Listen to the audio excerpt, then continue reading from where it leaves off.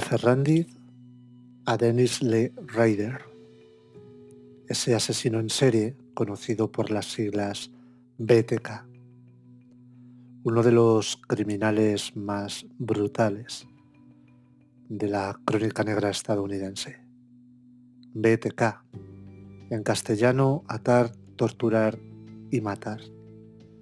Un sujeto que directamente hiela la sangre.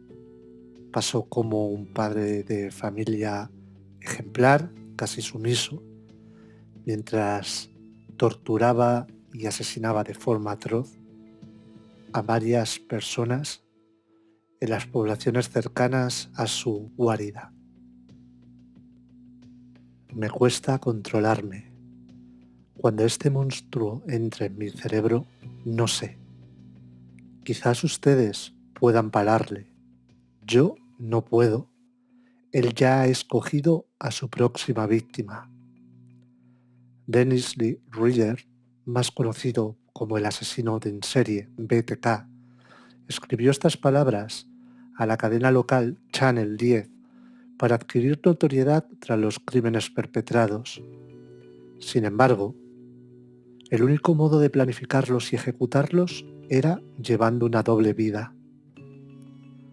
Este depredador sexual se valió de su matrimonio, su hija, su educación universitaria y su posición como voluntario en los Boy Scouts y en la Iglesia Luterana para ganarse el favor de sus víctimas. Mató a 10 personas y las autoridades tardaron más de 30 años en cazarle. Una vez detenido, el homicida presumió delante de la policía de que sus acciones estaban basadas en dos ídolos de la gran pantalla, John Wayne y James Bond. Esta obsesión iba desde vestirse con una indumentaria similar hasta la manera que tenía de empuñar una pistola para disparar. La apariencia de este sexagenario jamás hizo sospechar ni a su familia ni a los que le conocían de que era el peligroso BTK que aterrorizaba al condado de Kansas. Una prueba de ADN realizada a su hija fue concluyente para capturarlo. El jefe del grupo de Boy Scouts nació el 9 de marzo de 1945 en Pittsburgh, Kansas, Estados Unidos, un lugar aparentemente tranquilo donde Dennis ya desde muy joven fantaseaba con vejaciones, tortura, sadismo y muerte. Aquel retraimiento que le caracterizaba le hacía ser un chico introvertido, callado, con muchos complejos. Seguramente tuvieron mucho que ver los problemas que padeció en la escuela de Wichita debido a una discapacidad en el aprendizaje. Este motivó que fuese un alumno bastante mediocre, lento y muy inseguro. La tortura de animales se convirtió en su vía de escape. Utilizaba perros, gatos y ratones como sus conejillos de indias a los que desmembraba y mataba impunemente. Ellos fueron las primeras víctimas de sus frustraciones. Además, estos primeros desengaños le llevaron a ingresar en el ejército estadounidense, en el que llegó a trabajar como técnico de aviación. Parecía que su vida comenzaba a ser normal, pero después de trasladarse de nuevo a Wichita y casarse en mayo de 1971 con Paula Dienz, una germano-estadounidense, la mala suerte regresó. Saltó de empleo en empleo, trabajó como ensablador en una compañía, empleado de un supermercado, agente de seguridad privada y hasta obtuvo el título de grado como funcionario de justicia. Sin embargo, su locura criminal comenzó tras ser despedido de un supermercado a finales de 1973. Toda aquella desilusión encontró una salida, la búsqueda incansable de víctimas con las que desahogarse. Con tanto tiempo libre, Dennis se dedicó a vagar con su coche por las calles, vigilando y seleccionando cuidadosamente a sus víctimas. Se lo tomaba con calma, no dejaba nada al azar. No era un hombre imprudente, quería que todo saliese bien. Las observaba y las seguía durante horas, apuntaba sus rutinas e incluso se acercaba a sus buzones para conocer a sus nombres. Cuanto más sabía de una persona, más confortable me encontraba con ella, explicó durante el juicio. Así fue como inició lo que él denominaba sus proyectos, es decir, aniquilar a los elegidos. Sentía una especial predilección por las mujeres de origen hispano, y su primer crimen fue el que marcó su carrera. Para perpetrarlo, utilizó una bolsa de deportes con cuerdas, bolsas y esposas y compró ropa especial que después tiró a la basura. A las 7:30 de la mañana del 15 de enero de 1974 dio comienzo la masacre. Después de cortar la línea de teléfono, entró en el domicilio de sus víctimas, colándose por la puerta trasera. Su objetivo era la familia Otero: Julie, la madre; Joseph, el padre; Josephine, hija de 11 años, y Joseph Jr., hijo de 9. Con una pistola en la mano, dijo ser un fugitivo que buscaba refugio, comida y un coche para huir. Nada más lejos de la realidad. Inmediatamente los ató de pies y manos. Los suplicios a los que les sometió empezaron siendo psicológicos. Rader simuló violar a los niños delante de la pareja para después asfixiar al padre con una bolsa de plástico atada con cuerdas alrededor de la cabeza. Después llegó el turno de la madre, Julie, con quien se masturbó ante la aterradora mirada de los pequeños. Al terminar, la estranguló. Siguió con la pequeña Josephine, hasta que se dio cuenta de que los progenitores estaban todavía vivos y volvió a estrangularlos. Como la niña tampoco moría, decidió subirla a la segunda planta y ahorcarla. Lo mismo hizo con el más pequeño de la familia. Tenía que cerciorarse de que todos estuviesen muertos. Cuando encontraron los cuerpos sin vida de la familia, recogieron restos de semen en el muslo de la niña. Dennis admitió haber eyaculado sobre ella una vez muerta. El tercer hijo del matrimonio Otero fue el que encontró la dantesca escena. Pidió auxilio a los vecinos y la policía se personó en el lugar de los crímenes. El criminal había maniatado a los cadáveres de los progenitores con una cuerda de una persiana veneciana y se había acostado sobre la cama. Según las investigaciones posteriores, ninguna de las víctimas habían sufrido agresión sexual alguna. De hecho, Rader reconoció durante su vista judicial lo siguiente: me entró pánico. Yo nunca había estrangulado a nadie antes, así que en realidad no sabía cuánta presión había que aplicar ni durante cuánto tiempo. Sin embargo, aquel pánico que dijo haber sentido el asesino una vez detenido no correspondía con la realidad. Tan solo 3 meses después del crimen de la familia Otero, Dennis volvió a matar. En esta ocasión las víctimas fueron Keithan Bright y su hermano Kevin, quienes al entrar en casa se toparon con su verdugo. Era una tarde del 5 de abril de 1974, cuando ambos hermanos entraron en el apartamento y se encontraron con el hombre armado que les amenazaba con matarlos. Dennis agarró con fuerzas a Kevin y le obligó a atar a su hermana a una silla. Después se lo llevó a la habitación contigua e intentó estrangularlo con una cuerda. La víctima se resistía y el asesino tampoco estaba ejerciendo presión suficiente, así que decidió dispararle 2 veces por la espalda.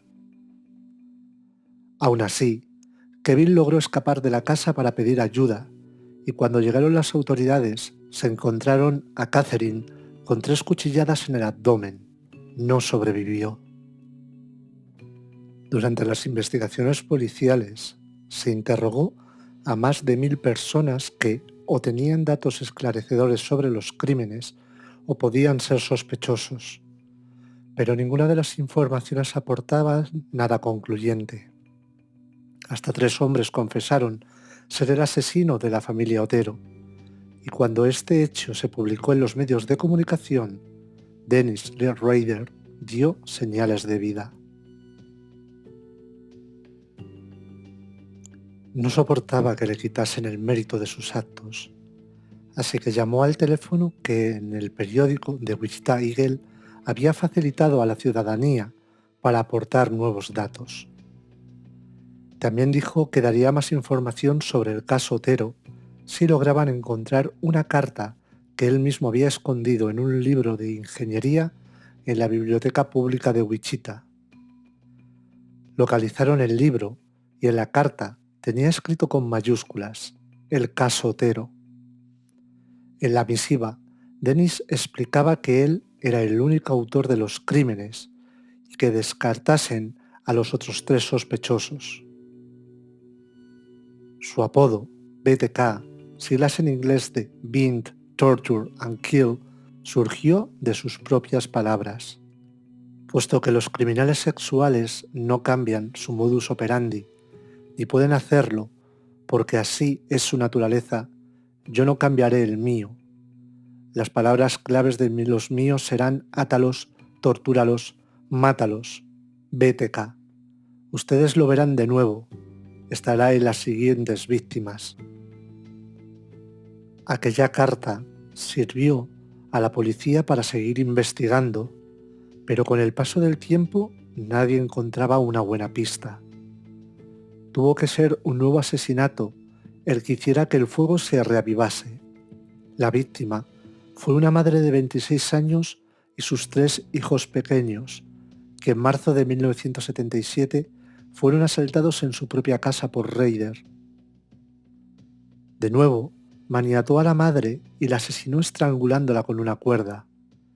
Después le puso una bolsa en la cabeza y se masturbó. Esta vez los niños no sufrieron ningún daño.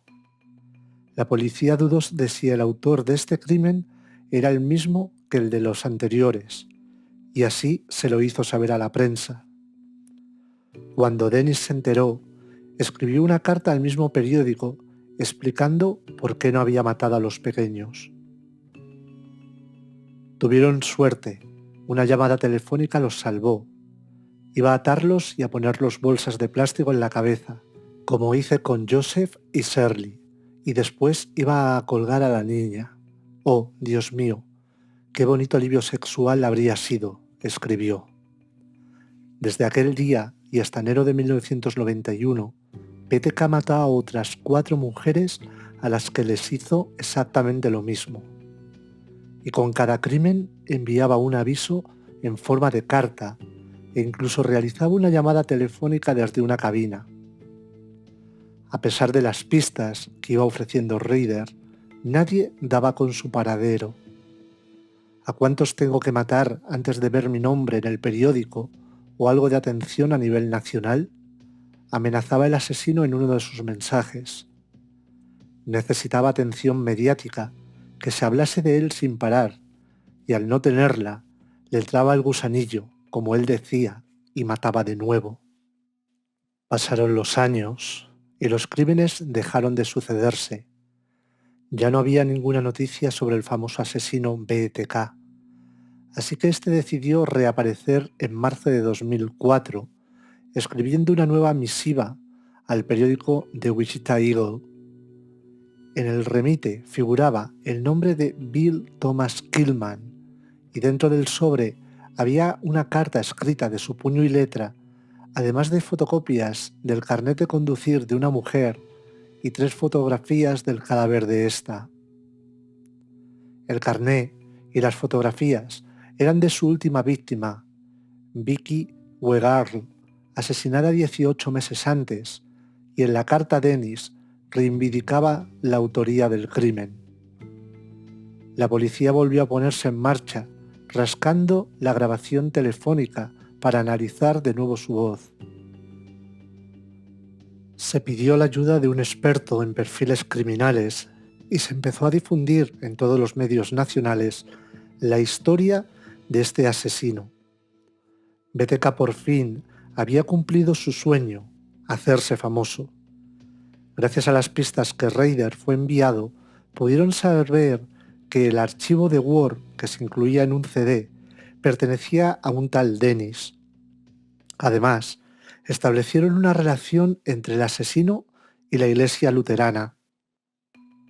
Aunque los análisis de ADN no apuntaban a Dennis, los investigadores decidieron utilizar a la hija de BTK, asistía a la universidad, y el requisito era precisamente un análisis genético para comparar las muestras de sangre. Los resultados revelaron que era la hija del asesino. No había duda alguna.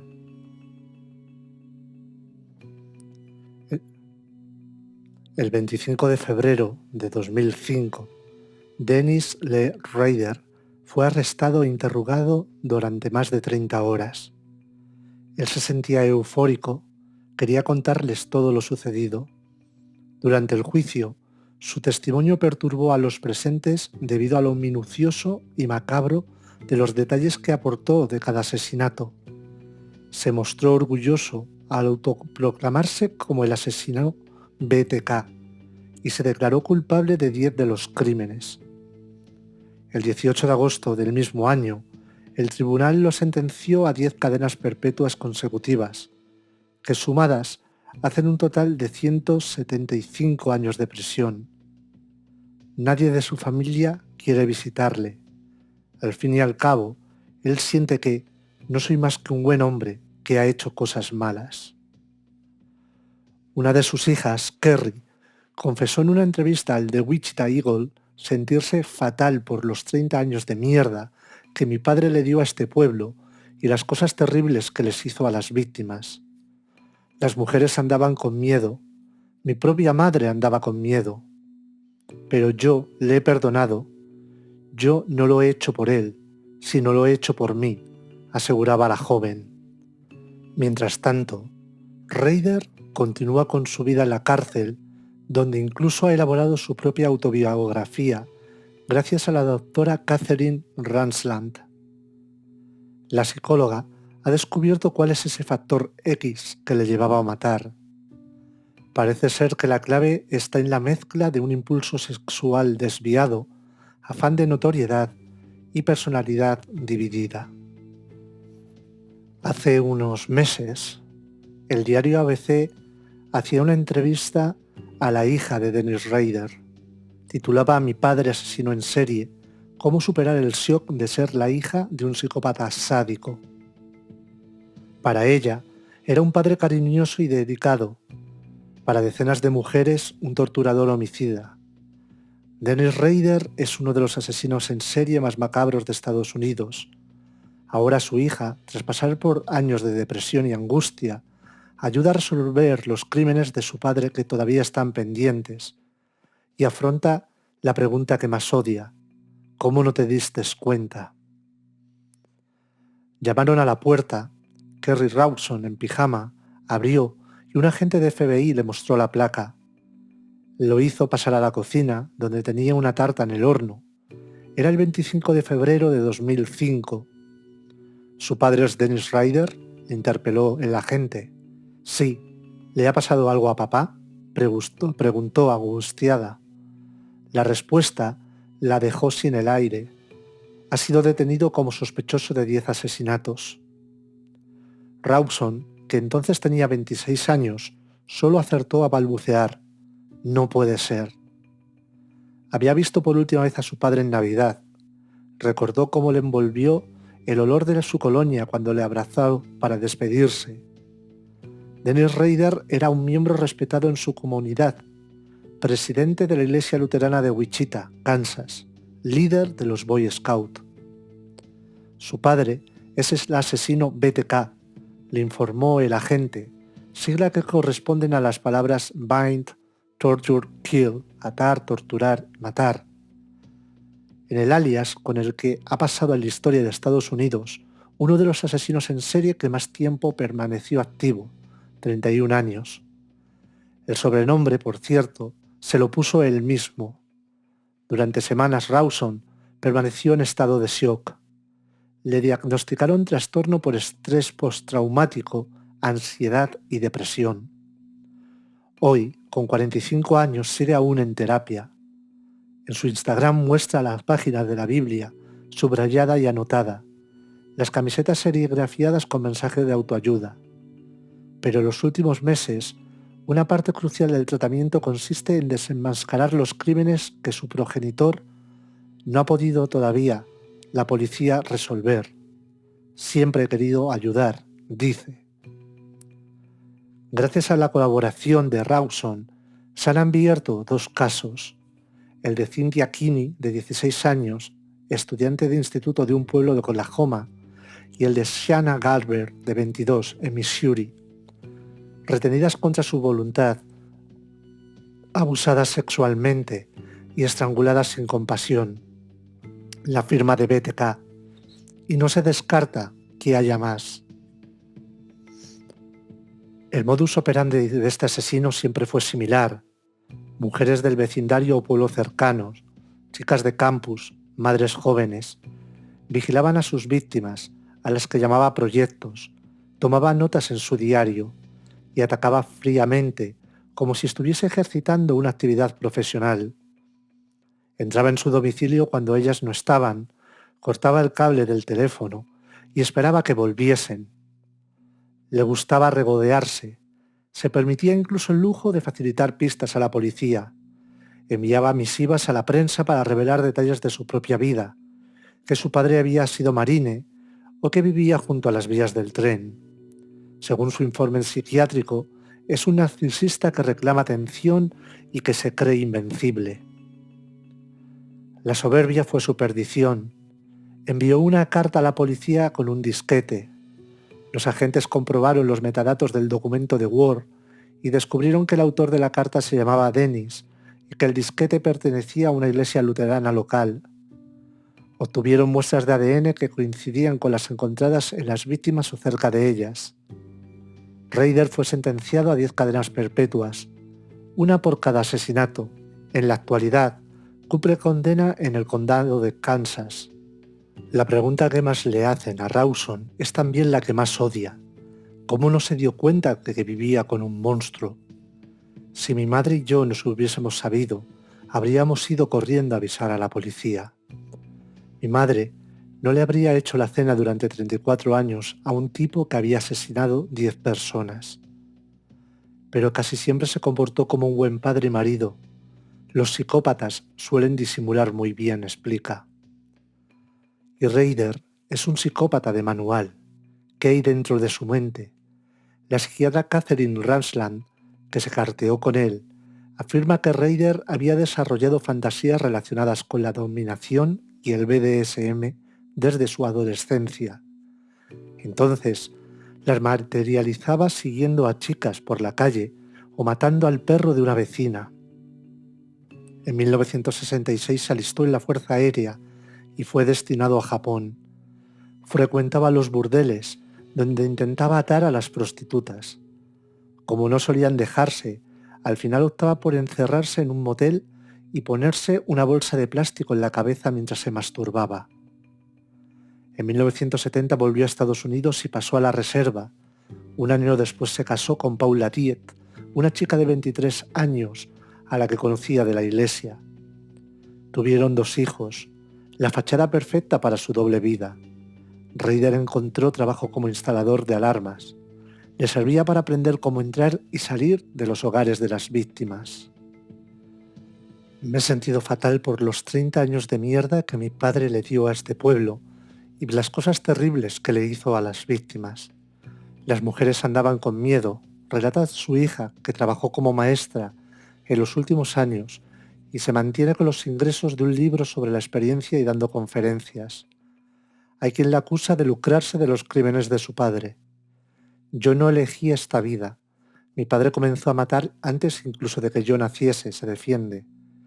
Y recuerda que tuvo terrores nocturnos cuando era niña, sobre todo a raíz del asesinato de Marilyn Head, una vecina de 53 años que a veces la obsequiaba con galletas recién hechas. Su padre confesaría que después de matarla, la vistió con lencería de cuero y le hizo fotos con una cámara Polaroid. Rawson siempre se ha debatido entre el horror y el anhelo de perdonar. No importa lo que hayas hecho, eres mi padre y te quiero, le escribió una vez. Fetichista, Raider también guardaba objetos personales de sus víctimas, como ropa interior y joyas. En el patio, mi padre construyó una casa en un árbol e instaló un columpio. Encontraron cuerdas y otros objetos para inmovilizar enterrados en ese patio donde jugábamos mi hermano y yo. Rawson se casó con su novio del instituto de 2003. Hay una foto en la que se la ve yendo hacia el altar del brazo de su padre, al que se le saltaban las lágrimas de emoción.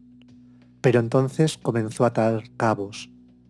Todas esas noches que llegaba tarde a casa porque decía que tenía trabajo, ¿eran sus noches de cacería?, se preguntaba. La terapia le ha ayudado también a identificar los abusos. Serás fea y ningún hombre te querrá, le decía su padre si se tocaba un grano.